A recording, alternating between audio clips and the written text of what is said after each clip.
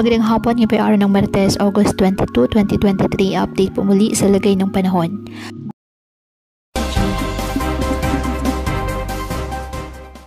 Hanging habagat pa rin ang nakaka-apekto sa Southern Luzon, Visayas at Mindanao, ayon sa Pag-asa.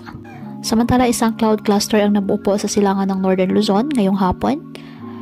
At ayon po sa JMA o Japan Meteorological Agency ay inaasahang magiging bagyo ito sa susunod po na 24 oras. Nasa loob po ito ng ating Philippine Area of Responsibility at kung sakali ay tatawagin itong bagyong Goreng ng Pag-asa. Sa ngayon, hindi pa masyadong sigurado kung saan ang daan na tatahakin ng potensyal na bagyo, pero posible itong umangat papuntang Taiwan, Southern Japan o bumaba at pumunta malapit sa Luzon. Posible din ito na hatakin ang habagat na kung saan magpapaulan naman sa western section ng bansa.